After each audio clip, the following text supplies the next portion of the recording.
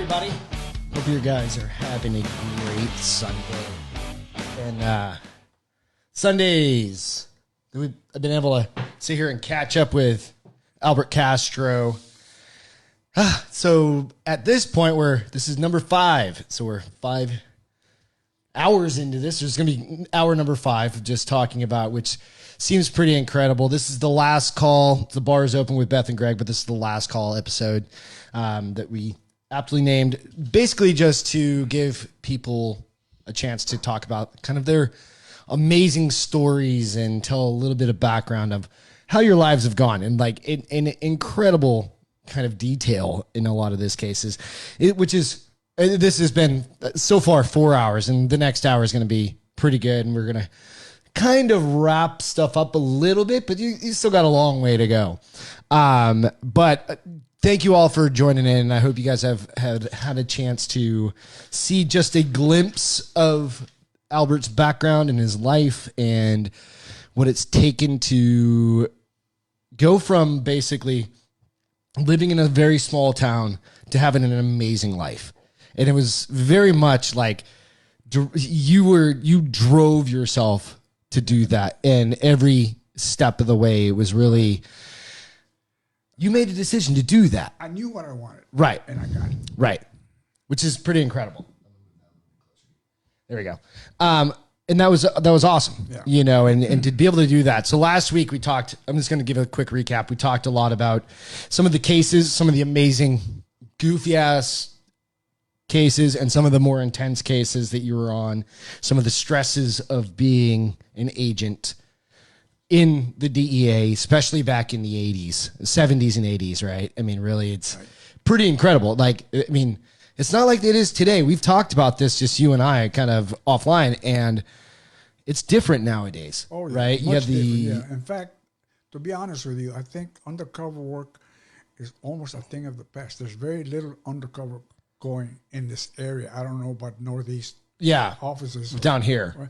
But it's almost a gone lost art of being an undercover agent. Yeah. I'm sure there's still some, right, that are out doing that. There's still a little bit of that, but mostly everything's now electronic and whatnot. Right, so they can track money transactions and different things like that. Where I mean, it's just different. It's changed, right? And that's how a lot has changed. The technology. It started changing in the early '90s. Okay, '92 was when I retired, but the internet starts coming out. Exactly, and you can track bank records easier and that's just the way things go. Right. Now. And that's fine. I mean, that's just how it is, right? So it really, towards the end of your career in the DEA, basically you had a pretty major physical issue that happened. You had to have open heart surgery. Open heart surgery in 1990. Right.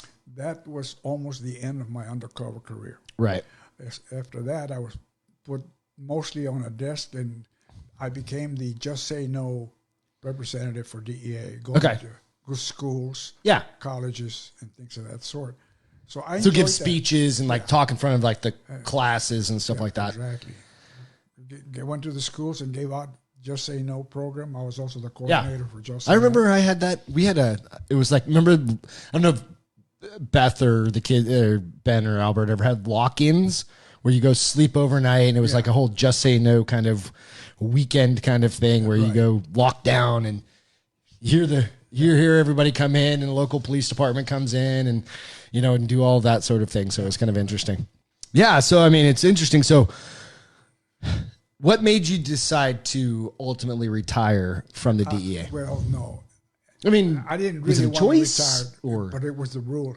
When you reached age 56, you're out automatically. No ands, ifs, or buts. It's changed now. Okay. I think you can go to 57.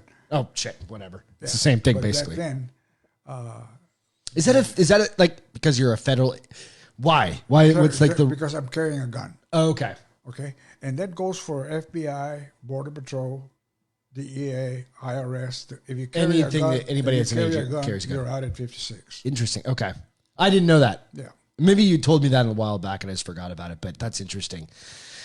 So you transitioned out of the DEA, right? Right. and you decided, what was the next chapter of your career, your life kind of career at that point? For about 6 months, I was a fraud investigator for an insurance company. Okay. Which was totally boring. Yeah. And the worst part about that, if you caught the guy dirty. Yeah. And you so what kind of, so it's insurance fraud, so like medical insurance or? You wrote the report and you made it into the Prudential or whoever had hired me to do it. Yeah. And they wouldn't do anything about that. They just would drop the guy. And they said, wait a minute, he committed fraud. Why don't you charge him with fraud? Yeah. But they wouldn't. They just dropped the guy. Interesting. So that's it. So you're like, nothing's coming of this. So we're going to. Yeah. I said, that's it for me. Then, luckily, I ran into an old friend by the name of, well, I can't. That's fine. You don't need to. Yeah. Yeah. Who found out I certified instructor. Okay. In federal and state law enforcement. All right. I could teach either state or federal. And he asked me if I would do schools for the new agents coming out of the academies at different countries. Oh, okay. Oh, so overseas. Not. I was thinking DEA for some reason, but okay. So I agreed, and I said, sure, sounds like fun.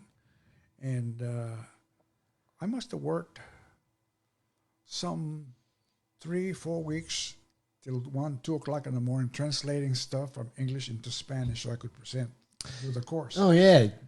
Yeah, because if you're going South America predominantly. So what countries were you in South America? I was in Central America. Okay, Central America. Okay. I was in, starting from the bottom, Guatemala, Honduras, El Salvador, Nicaragua, Mexico. Okay. Mexico was a prime. That was your big one? Yeah. There. Okay. So I did that for 14 years. And you just taught classes? We taught them how to begin investigations, how to do surveillances, how to handle evidence. Okay. And all of that goes into that. Who were your students? Are they Mexico? Are they Mex feds? Yeah. In Guatemala was the DOAN, meaning División de Operaciones Antinarcóticas, DOAN. Okay. DOAN. So what, DOAN. Okay. In Spanish and English is just Department of Narcotics. Yeah. Basically. Okay. And I was getting the agents just coming out of the academy. All right. And they had a bunch of them. So the very first one I did was in El Salvador. All right. And these guys were green as. They didn't know what they were getting themselves into. No. They just knew they were going to be. The fun part we had in El Salvador was the surveillance part, where we had taught surveillance, and there was a judge as one of the students, and he begged to be one of the rabbits. The bad guys. Plays the bad guy. Yeah. But this is for training. Yes, for training. Okay. So we started. Tommy Har, my teaching partner, was the other rabbit. We called them rabbits. So because they're just trying to get away, basically. Yeah. So that was fun because the judge had been watching too many movies. He pulled all kinds of stunts that he saw in the movies, and most of them worked. Yeah. Because these guys were green. They had no. They didn't know any better, right? Yeah. So, one of the funniest one was when he knew he was being followed by 3, and the bus came to a stop at a bus stop, and there was people getting on, and he gets on in, but the 3 guys following get on the bus, and as the bus started to roll away, he gets out to the back door. Jumps out. And he just waves goodbye at him. I thought that's hilarious. The judge was having a great time. That's awesome. Yeah. How many, when you were down there, so what types of classes did you, so you said surveillance. Well, the very first is how do you initiate an investigation? How do you start? Okay. Okay. And the next thing under that is how to create informants. All right. Which are always the meat. They're the ones that get you to the cases and stuff like that, right? How to get informants. The next step after that comes evidence handling, warehousing of the evidence, and also surveillance and conspiracy. Although only 2 countries have conspiracy laws, go back to we've talked about this in the past. So conspiracies where you have 2 or more people involved in the deal. But at this point, when I left Guatemala, there was only Guatemala and Nicaragua had the conspiracy. The other countries, including it just wasn't part of it. It's either you're dealing drugs or you're not dealing drugs, right? I mean, like in Mexico, like you're fucking guilty or you're not. Exactly. Mexico didn't have. They might have it now, but back then Okay. they didn't have a conspiracy. They didn't even know what conspiracy was. We had to explain. Interesting. Yeah. So you taught those classes, and then you said you taught for 14 years, which is another. I mean, you've already had. So you've had. We'll go over this here in a minute, and you've had several careers. Yeah. Really, when you think about it, like 14 years. For some people, that's a career. I mean, 20 years in the military is a career, right? Yeah. And you did another 14 years after you've already been a police officer, customs, DEA, or a teacher before that, right? Yeah. Been in the military, been in the Marine Corps. You've had so many things that you've done to serve the United States and to serve the people of the United States. It's just incredible to me. So a lot of, and you're not going to believe this. I probably will. Today is what?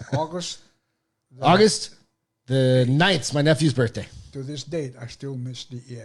Do you? Of all of them? Yeah, I miss DEA.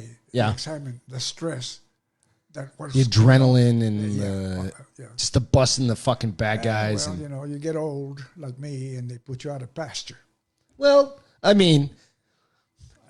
But the you know how they always say it's kind of one of those things. It's like you've forgotten more shit about being a DEA agent than most DEA agents probably still know, because it was a different time then. Like you said, you had to go.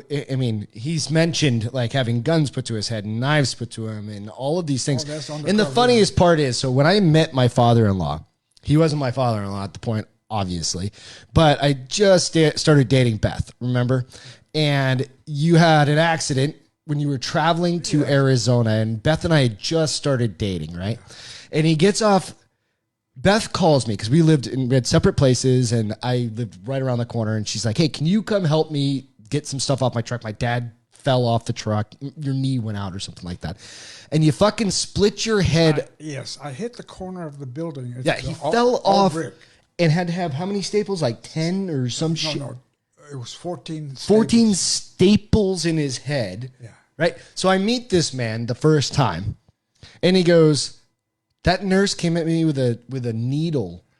I don't know him at this point. I've never met him. That needle's just this big. I'm not scared. And my wife says, don't turn around. Don't turn around. Because she knew I have this phobia about needles. I know. But the funny part was, he tells me, in me being 28 years old, never have met you, I didn't know you were in the DEA at that point, because that's not something that like Beth had just throws around, right? And he goes, and I've had a gun put to my head, and I've had a gun here, and I've had knives in my side, and all the shit. And I'm like, who the fuck is this dude? Right? I'm like, what are we talking? I'm like, I'm just coming over to help unload a grill out of the back, right? So it was hilarious, and I'm like, I always laugh about that, and I'll always think fondly, because I'm like, what in the shit's going on here, right? And it's funny because, you think back and you're like, you're afraid of needles, dude. Of all the fucking things to be worried about. That's right. I have this phobia about needles. I don't know. But nothing else. Like it used to turn my stomach when I would go into a shooting gallery. You know what a shooting gallery is? Where the heroin addicts are waiting to get their drugs or whatever. Fix. Yeah. Their fix. And when it got there, and I would see them poking with a needle in their arm, on sores that had ulcerated, just all fucked up. Needle, and I'm going, ugh. It just turned, and then I would think, I want to get this guy. Yeah, because that's just terrible. I mean, he's just dealing poisons. What he was. That's doing. it, and that's what it comes down to, and making money out of it. Right, that's what it comes down to. So in 1996, you decided to start teaching. We'd mentioned that just a second ago. So you were in Mexico, Guatemala, a lot of places. What made you? I mean, was it when you decided to start teaching? Was that just like a natural change into say, hey, I'm going to start passing this information forward? I was still part of DEA. Okay. Right. I was not. I know. But I had that feeling like I'm still DEA. I'm now teaching these guys how to do the job I did. Right. And that's equally as valuable. That was my go-getter for it. Yeah. Right. I mean, that makes sense that's passing that knowledge on, like I said, that you had as much knowledge as anybody out there. Oh, yeah. Of how to build a case. The best part is I had two partners doing it. The first one, who was Willie Connect, he passed away after the first year of teaching with me, they developed cancer, liver cancer or something, and he passed away. So I did one course by myself, and that was a lot. You have to talk. It's a lot of, 2 weeks, so much work. Talk every day from mostly from 8 till about 5 or 6. Right. And I ran into my good friend and brother, Tommy Harr. Right. Who I've met several times. And so we became a team. Okay. And we did so many schools together. We were more together than we were with our wives. Right, because you guys are just traveling back and forth. So they'd be like 2-week schools. 2-week schools. Then all over the place. 2 weeks and then go back again for another 2 weeks at different place. Mexico was the best one because Mexico has 32 states. Okay.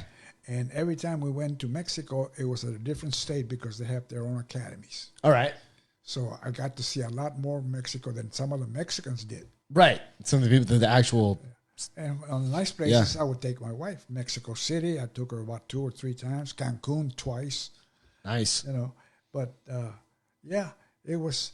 It made me feel like I was worth something doing that. Right. And again, you can pass that knowledge on that you've learned so much. I mean, because a lot of the things that you've brought up over the past 4 weeks or 4 shows, whatever, they aren't things that people inherently know, right? Like where you were talking about, there was the case where you're just switching the money, and that's shit that you have to think of like on the spot. Oh yeah. And be smart about it, and like, how can I work this and make it so that these gullible the thing about it is you always they see the dollar signs in their eyes. Exactly. It's that old cartoon. They're looking at the money, and we're playing the old cup switcheroo kind of thing. Yeah. I would count it and like that, and here, and I would give it to him. He would count it. He would give it to the other guy, and just switching it back to me, and we counted the same thing. Right. So the thing is, we reached 60,000. Right. So you think about that, but like you had to think outside the box all the time, and that's that knowledge that, like, if you're brand new into something, like you just don't even know, like fuck. Yeah. And all they know in a lot of cases is that this, especially down there, it's life or death. I mean, even in your cases, it theoretically was life or death in a lot of those cases. And when you have to pass that knowledge along. And I think 14 years of teaching. Oh yeah. I certainly think you passed a lot of that on. And I found some good agents and some so-so agents, and some that I would wash out because they couldn't comprehend what we're trying to say or do, and they were just close-minded. Just couldn't figure it out. So at the end, it was always 39 to 45 students, and at the end we would always burn 2 or 3, meaning they just couldn't make it through. They couldn't make it, yeah. And the people in charge of the academy appreciated that because you were honest about it. That's the thing. It's like some people just aren't cut out for certain things, and that's totally fair. I could have passed everyone, but that's not right. No, right. No, it's got to catch it. He's going to get killed. Exactly. All right. So wash him out. Yep. It's better for agent. In other words, he'd be a regular agent, not in the just a federale or whatever in Mexico. Okay. So.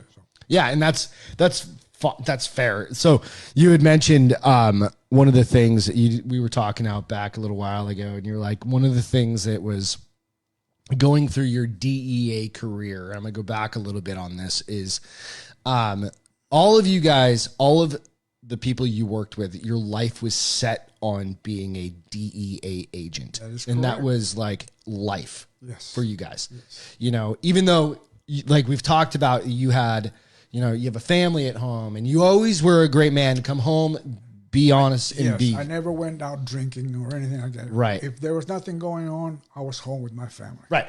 Now, I have to mention one thing. Okay. I had the most wonderful wife in the world. Oh, absolutely. She backed me up to the penny. Yep.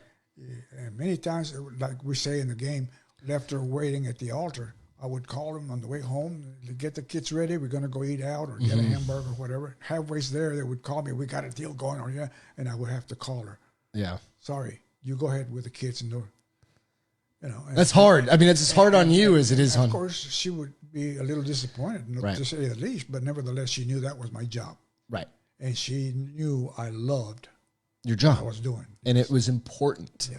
So she was wonderful. Yeah, and Iris. Yep. So, yeah, I'm so happy, that I got to know her and everything before she passed away and everything. And, that was one of the bigger things, and she always called you Gregorio, La Montaña, right? Yeah, exactly.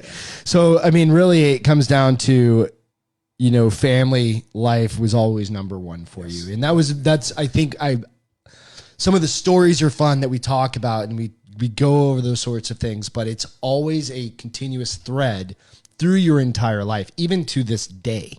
Like he comes over here on Sunday nights and he goes to his other son's house, the remainder of the week. Beth and I work, we have a lot of crazy shit, but we always get to spend time. And I think that's really, really important. Yeah. And I think it always has been, even since I've known you in the past 13, 14 years. Yeah. Right. And that's what I remember Beth always saying is he was always there. That's an important thing. That's it. Always, the family always came first. Right. Yeah. Right. Bringing the swim lessons and going to dance recitals. Even when I was working undercover. Right. I would tell the bad guys I'm sitting with 2 or 3 of them at a beer joint. Yeah. And my beer would get hot because I wouldn't. Yeah, you're not chugging beer. You can't. I mean, sipping on it. And I would tell them, listen, I need to call my chip. I've got a girlfriend at the motel because I wasn't supposed to be from San Antonio, right? Right, yeah. And she's probably worried because I was supposed to be there about 30 minutes. Let me give her a quick call, let her know. And they wouldn't mind. Yeah, go ahead, there's a phone, pay phone back then. Yeah. And I would call. And I would say, hey, babe, how you doing, honey? You getting tired of waiting for me? I'll be there. Don't worry, everything's going cool. All right, we'll see you later. Goodbye.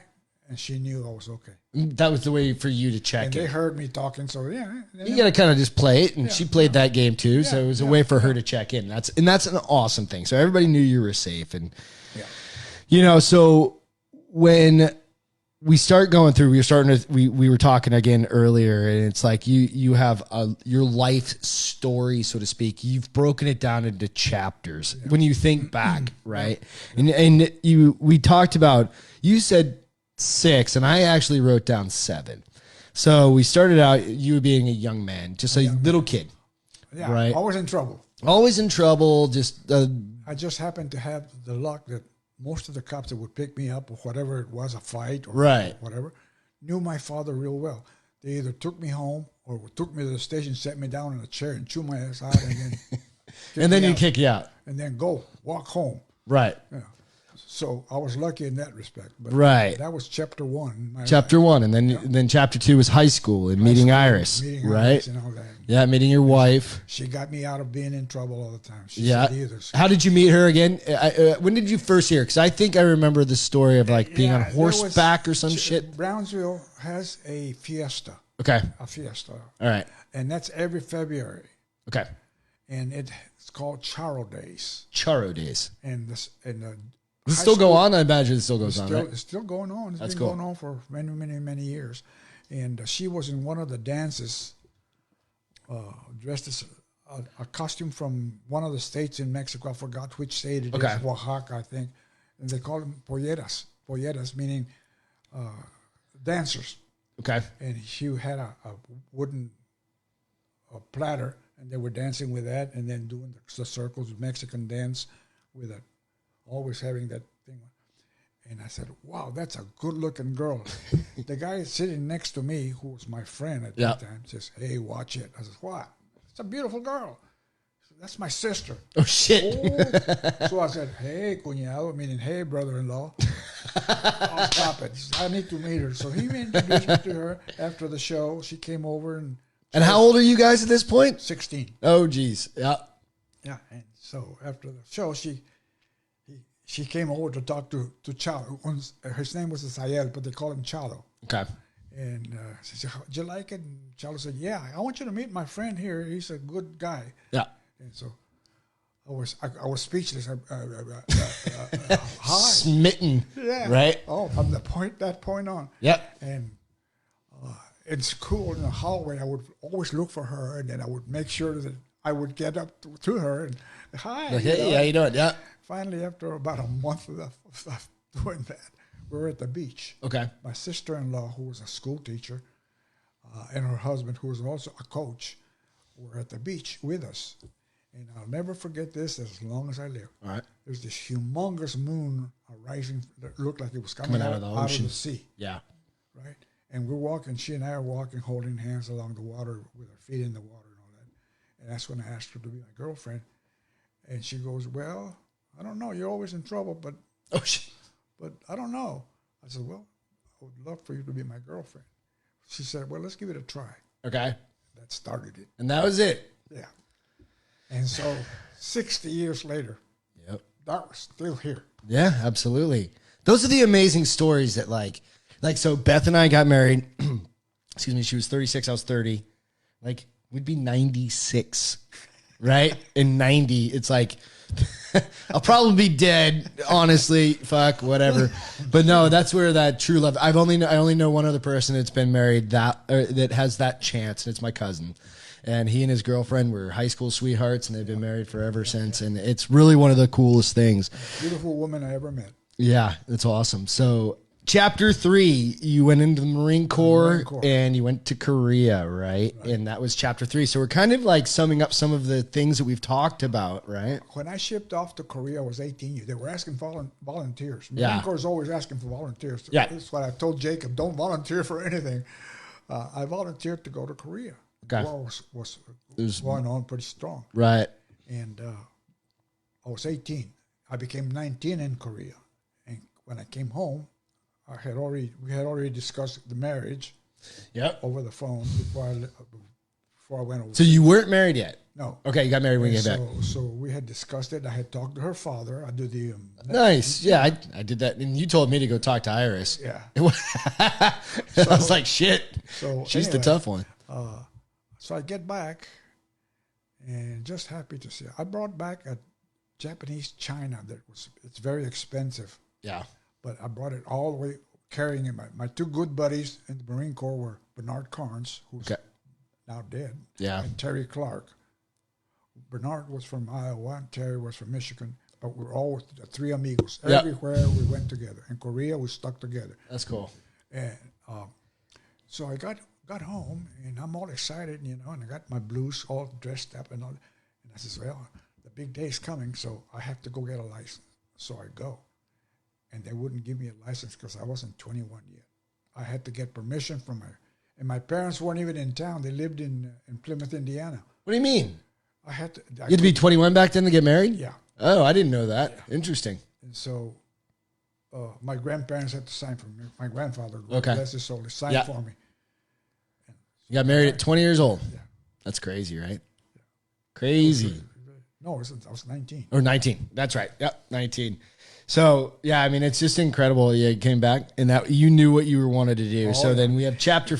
go ahead. Greg, you got to remember that I've always planned things. When I was 10, I think I told you, when I was 10... You wanted to be a police officer and a Marine. I was going to do when I grew up. Mm-hmm. I was going to be a Marine, and I was going to be a cop. Yep. And I did that. And that's something that I think a lot of people can learn from.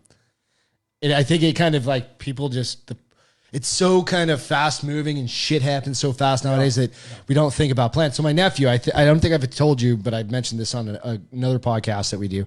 My nephew, Joey, ships out for the Coast Guard on Tuesday. Yeah. Oh, that's right. Yep. Yeah. On Tuesday, he's 17 years old. Yeah. Right. And he's had this plan in his mind for over a year. He's like, I want to go in, did his ASVAB, and I'm super proud of him. Right. But there's only a handful. You don't see that a lot in youth. Right now, you see the target and you go for it. Right, and he absolutely is super honed in, and he's. I talked to him yesterday. He's super pumped about. He's ready. He wants to do this, and he's done all of it, all the work. He did his ASVABs. He can do whatever he wants when he gets in there. Go to all the school stuff. Right. But I mean, you really, for myself, even it was like I went to college. I knew I wanted to go to college. And I went to college, and then I got out, and I was like, okay, what the hell am I going to... It was never, like, so planned out as that. No. You know what I mean? And I'm thankful for what we have and what we've done and way of my life, but it's just not... It wasn't when I was 10 years old. Yeah, you and Beth are doing just great. We'll do fine. So chapter 4, which you became an educator, a teacher, and a police officer. For one school year. Right, and a police officer. And after that, I wouldn't sign the contract for the following year, so the principal, Mr. Paredes... So, well, what are you going to do? And I looked him straight in the face and said, I'm going to be a cop. what? I'm going to be a cop. I'm going to put some of the guys I had in the classroom in jail because I had shitheads. I had a blackboard jungle in there where I had to break up fights in the classroom. These kids were supposed to be in the 7th or 8th grade, and here I had them in the 5th grade. So they were just, rowdy, didn't pay attention. Rowdy, One of the girls ended up getting pregnant, and 2 guys knifed somebody. They ended up in jail. So I started with 35 students, ended up with 28. In one school year? Yeah. Holy shit. So I said, no, this is not for me. This is boring. Every day the same thing. Yeah. So I didn't sign the contract. I went home. My wife asked me, did you sign the contract for next year? Nope. I said, no, I didn't, honey. She goes, what? Why? I said, I'm going to be a cop. Oh, my Lord. She says, are you serious? Little did she know what all was going to happen for the next 40 years, right? Holy shit. But she says, if that makes you happy, if that's what you want, go for it. That's it. That's it. That was her. Yeah. She wanted to know that I would be a happy man. Does not stray from his marriage. Yeah. He's got everything right here, what he wants. Right. So, I became a cop. Yep. And that's where that started. That was chapter 4, man. And then chapter 5, the DEA. Right? And that was probably your craziest chapter. How old were you again when you went into the DEA? Like in your 30s? Like early 30s? No. I was, how old was I? I forgot. 36. Okay, so 36. So you already had some. Yeah, because 37 is law a cutoff enforcement date. Oh! I didn't know that. Yeah. Okay, so you just got in because you were already in customs and they'd split off and everything else as well. Yeah. So that you kind of were in there anyway. So yeah, and that was the craziest chapter of your life, I would say. I mean, you're still crazy as shit, but that was an incredible chapter. Awesome career. I always make a joke about it. If you go to the old office, there's scratch marks from the office door to the elevator. That was just dragging you the fuck out. My wife dragging me out. No. No, I don't want to leave, right? And then you had Teachings, chapter 6. You got to do 14 years of teaching, of passing all of the knowledge that you learned. Very interesting. Teaching was super, and I gave it my heart to it. Right. So I wanted them to learn. Right. And it's important because, again, it comes down to those guys. And I always told them, what you learn here, you're going to apply in it. And what you apply is going to make you a successful agent. Or you can lose your life. And that's what I was saying. It literally is life and death. Yeah. Again, we go back to that. Yeah. So these aren't trivial things. I was really into it. And and passing that knowledge along is just... I was certified in state as a law enforcement instructor in state, and certified as a law enforcement instructor in federal. Right. In fact, I went to Quantico, Virginia, the FBI Academy, to get my certification as a law enforcement instructor. Right. And I went to UTSA to get my state law enforcement instructor. Which is, so yeah, you could teach anywhere. You could teach any of that. Anywhere in the state, anywhere federally or state. Right. Yeah. So it's awesome. Yeah. And you got to teach internationally, which is... very good. Even more. I mean, yeah. Because, again, you could teach... And that's the thing. We don't have necessarily a teaching issue, especially when you were teaching classes on that. Yeah. Here, stateside, it's internationally where they really need the knowledge, the experience, and those sorts of things, right? The whole thing about it is that there's so much corruption that you want to tell them about that. Yeah. If you're going to wear a badge, honor that badge. Right. Okay? And DEA, the police officer, the federal agents, honor their badge. Right. In the United States. In the United States. So you should be the same. It should be in your blood to defend the Constitution of your country. Right. And the laws. But then it comes down to, we talked about this, the plomo plata. Yeah, right? Well, which is scary reality in some fact, cases. We were in Tijuana. Which is lead or silver, right? Yeah, they'll approach an agent or a supervisor more than anything else because they have the power. Yeah. And they'll say, wanted to work with us. Give us protection. All right, so we wouldn't lose the loads. And they would offer them plomo or plata, lead or silver. Which is still, I guarantee. Giving you a choice. Yeah, still I guarantee that's going on down there. In fact, in Tijuana, we were teaching a course in Tijuana, and was it Juarez? No, it wasn't Juarez. They gave us this Suburban. And we had a driver and a bodyguard sitting in the front seat, and Tommy and I on the back seat. And I look around, there's 2 other cars following us. Don't worry, he says, they're agents. Oh. I says, well, we shouldn't have that. You're actually pointing to something. If you've got a caravan of cars, I told the guy at the academy, we don't need that much protection. We don't need just the guy and the driver, and that's it. Yeah. Well, we want to make sure you're safe. I says, we'll be safe, but when you have those guys, they're going to... It's an arrow pointing directly at you. You're pointing at us. Yeah. So he took them off. Yeah, it's interesting, though. So you start thinking about, even when you were... Because the drug dealers don't want you down there teaching people how to interdict their drugs and stuff like that, right? Yeah, so the kind of the next chapter after you got done teaching is true retirement life. Oh, yes. Right? Well, I quit travel. I quit teaching in 2010 because my wife started getting sick. Right. And I wasn't going to put her in a home. No. Yeah, exactly. So I quit teaching, and I told Tommy, you can go ahead and keep on. He says, no, you quit, I quit. We were like brothers, like I said. Yeah. He says, you quit, I quit. So I said, I'm quitting. I got to take care of my wife. And I did. I took care of her, bathed her, fed her, the whole For works. 4 years, right? Until, 5. Or 5 years? Okay. 2015, she passed away. Right. I was feeding her when she passed away. So. But that was sad. I know.